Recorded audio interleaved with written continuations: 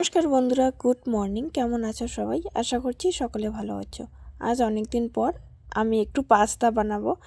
তো ওই বাজার গিয়েছিলাম, অনেক কিছু কেনাকাটা করার পর 10 টাকা বেঁচেছিল। সেই 10 টাকারই পাস্তা নেওয়া হয়েছে, সঙ্গে দুটো নলপাপড়ও দিয়েছিল। এদিকে দেখো, পাস্তাগুলো আমি সেদ্ধ দিয়েছি আর কিছুটা ভেজিটেবল দেবো, তাই বাঁধাকপি কেটে নিচ্ছি। ভেজিটেবল দিলে মোটামুটি কিন্তু ভালোই লাগে পাস্তা খেতে।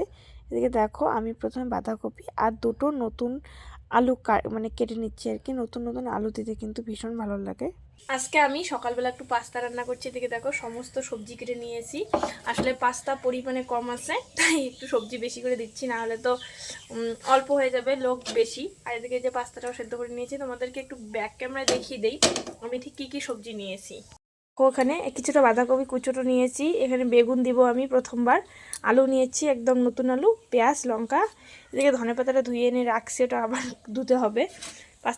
পাস্তা, চাউমিন এইসব জিনিস খেতে কিন্তু আমার মোটামুটি ভালোই লাগে। তো তোমাদেরকে তো আগেই বললাম আমি আজকে সবজি দিয়ে রান্না করব। পেঁয়াজগুলো দেখো একটু ভেজে নেওয়ার পর, তারপর আলু একটু ভেজে নিলাম, তারপর কিন্তু দিয়ে দিলাম বাঁধাকপি আর বেগুন। এর আগে কিন্তু আমি কোনোদিনও বেগুন দিয়ে রান্না করিনি, কিন্তু পাস্তা যেহেতু কম আছে একটু বেগুন দিয়েই দিলাম। তারপর পরিমাণ মতন লবণ দিলাম, একটু হলুদ, আর ওই সয়া সসটা আমাদের বাড়িতে আছে, অন্য সস নেই। একটু ভাজা ভাজা করার পর দেখো এই পাস্তাটা দিয়ে দিলাম। পাস্তাটা অল্প একটু, আর আমার ম্যাগি মশলা, জিরের গুঁড়ো কোনো কিছুই ছিল না। বিরিয়ানি মশলা একটু আছে, তাই একটু বিরিয়ানির মশলাই দিয়ে দিলাম। যেটাই হোক, মানে একটু স্বাদ হলেই হলো। দোকানে এর থেকে কিন্তু কোনো দিন অনেক খারাপ হয়। বাড়ির রান্না অনেক সময় অনেক টেস্টি হয় মশলা ছাড়াও। আর বাড়িতে অনেক ধনিয়া পাতা ছিল, তাই দিলাম। আমাদের এদিকে সারা বছর তো এই ধনিয়া পাতাটা পাওয়া যায় না, কিন্তু শীতকালে প্রচণ্ড পরিমাণে চাষ করা হয়, আমরাও চাষ করি। কিন্তু এই যে ধনিয়া পাতা দিয়ে নামিয়ে নিলাম। এদিকে বোন দেখো শশা কাটতেছে। এই শশাগুলো না অনেক দিন হয়ে গেল আনার, আমার শ্বশুরবাড়ি থেকে আমরা যেদিন বাড়ি আসি সেদিন এই শশাগুলো নিয়ে এসেছি।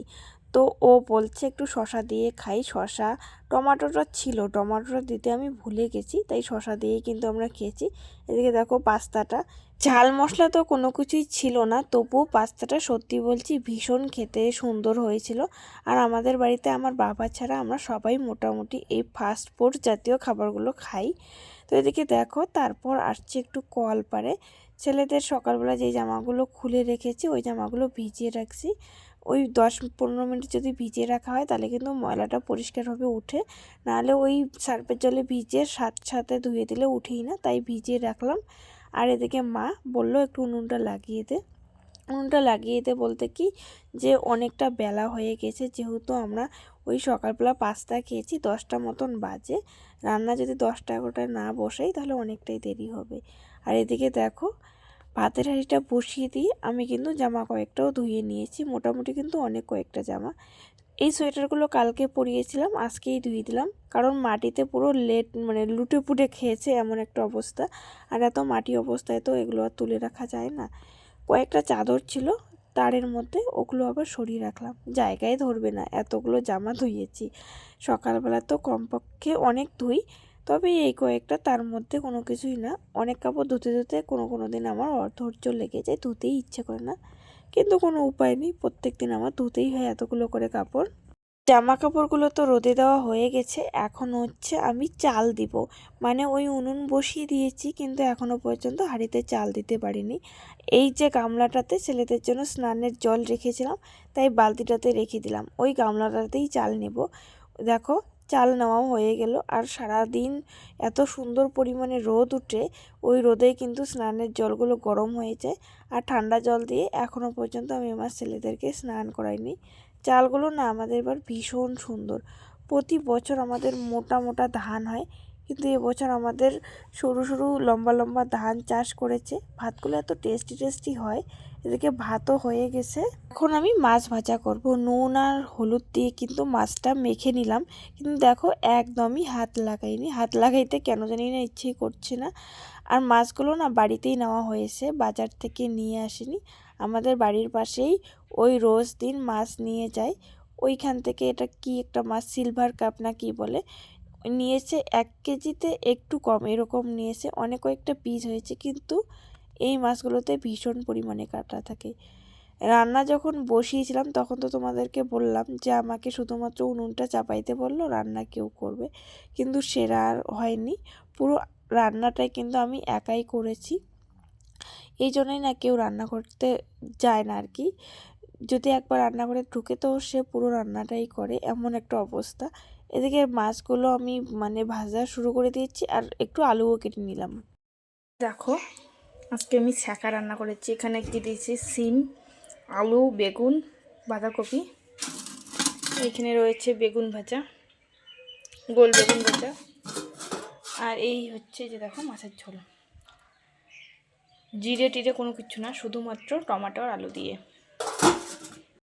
রান্না করার পর কিন্তু স্নান করে নিয়েছি, আর ছেলেরাও গিয়েছিল বৈষ্ণব সেবা খেতে, তো ওরাও বাড়িতে ছিল না, তার জন্য কিন্তু এত সুস্থভাবে রান্না করতে পেরেছি। আর এখন মা যাবে একটু দিনহাটায়, মানে আমার এক ঠাকুমা নার্সিংহোমে ভর্তি রয়েছে তাকে দেখতে।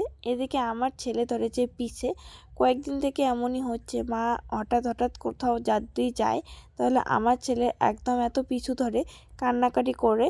তো আমি একটু ভোলানোর চেষ্টা করছি, তবুও অনেক কান্নাকাটি করছে। এই যে দেখো মা রেডি হয়ে একবার আসছিল, ওকে লুকিয়ে রেখে যাবে, কিন্তু আমি তবুও দেখাইলাম যে দেখেই একটু কান্নাকাটি করুক, তবু ঠিক আছে, পরে না হলে আবার চিৎকার মানে করবে। তবুও না অনেকক্ষণ একদম অভিমান করেছিল মা যাওয়ার পর বিছানায়। এই সবেমাত্র আমাদের খাওয়া দাওয়া শেষ হইলো। মা, বাবা, তারপরে আমার বড় বোন কেউই বাড়িতে নেই, যার যার কাজে ব্যস্ত আছে। মানে সবাই একটু দিনহাটা, বাজার, সীতাই এরকমভাবে গিয়েছে। আমরা 3 বোন বাড়িতে আছি। ছোট বোন আবার এখনই বেরিয়ে যাচ্ছে টিউশনের জন্য, এখন তাহলে 2 বোন থাকবো। তো আমার ছেলেরা, আমি যখন রান্না করছিলাম তখন গিয়েছিল বাল্য সেবা খেতে, তো ওইখান থেকে 2টো প্যান্ট গিফট পেয়েছে, তারপরে 1 টাকা না 5 টাকা করে 2টো কয়েন পেয়েছে। দাঁড়াও 5 টাকা করে 2টো কয়েন পেয়েছে। তো এদের জন্য একটা ঘট নিয়ে এসেছিলাম, কোনোদিনও ঘরটায় টাকা রাখিনি, তো চলো আজকে টাকা রাখি। কত টাকা রাখি একটু দেখো, তাহলেই বুঝতে পারবা। এই যে দেখো এখন হচ্ছে আমার বড় ছেলে খেলা করছে। কেন? এই যে দেখো ওর পায়ে মানে প্যান্ট, যেই প্যান্টটা পরেছে ওই প্যান্টটাই কিন্তু গিফট করেছে। তো এই যে দেখো, এই যে ঘরটা, এই ঘরটা আমি নিয়ে এসেছিলাম আমার ছেলের জন্মদিনের দিন। আজকে আমার ছেলের জন্মদিন হয়েছিল 3 তারিখ, নিয়ে আসছিলাম 2 তারিখে, আর আজকেও 3 তারিখ, পাক্কা 1 মাস। 1 মাস থেকে দেখো কোনো কিছু টাকা জমানো নেই, তো আজকে টাকা জমাবো। এই যে একটা 5 টাকা, এই 5 টাকাটা আজকে হচ্ছে পাইলো, মানে কি বাল্য সভা খেতে গিয়ে দিয়েছে। এই 5 টাকাটা রাখবে আমার ছেলে। দাঁড়াও বাবা, রাখো। না না না না, এখানে রাখো, ঢুকো ঢুকো ঢুকো, এইখানে ঢুকো ঢুকো, এইখানে ঢুকো।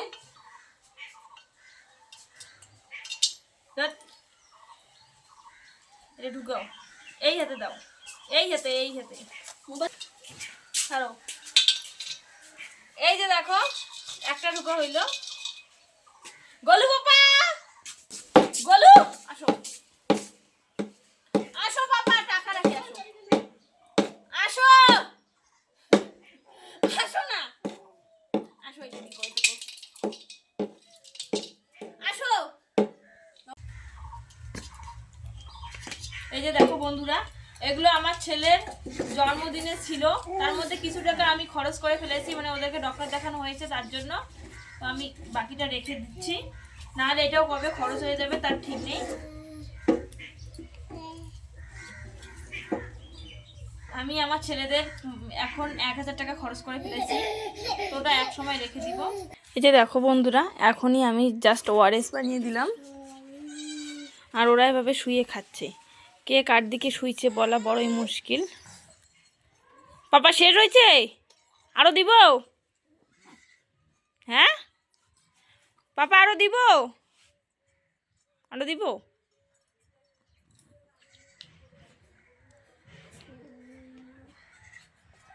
তো নার্সিংহোমে চলে গেল, বাবাও গিয়েছে একটা বাজারে কাজে। তো বাড়িতে সেরকম কেউই নেই, প্রত্যেক দিন তো বিকেলবেলা বোন পড়াতে যায়, আমার বোন আর আমি বাড়িতে, সঙ্গে আমার 2 ছেলে তো রয়েইছে। এখন দুজনকে সামলানো ভীষণ টাফ, দুজনই ভীষণ দুষ্টুমি। একটু যদি মানে নামিয়ে দেওয়া যায় তাহলে একদম দৌড়, মানে কোথায় গিয়ে হোঁচট খায় পড়ে যায়। বিকেলবেলা স্নান আবার করাও যাবে না, দুপুরবেলা যেহেতু স্নান করেছে তাই নামিয়ে দিচ্ছি না। ওইদিকে বোন গরুকে ওই খড়ের আটি দিচ্ছে, মানে বাড়িতে যেহেতু কেউ নেই ওদের দিকেও তো একটু নজর দিতে হয়, তাই আমি এক ছেলেকে আর কি গাড়িতে বসিয়ে দিচ্ছি আর এক ছেলেকে কোলে বসাইছি, একটু চলাচল করতেছি। আর ওইদিকে এক বোনকে আর কি ডাকতেছি যে ও আসে একজনকে নিয়ে নেক।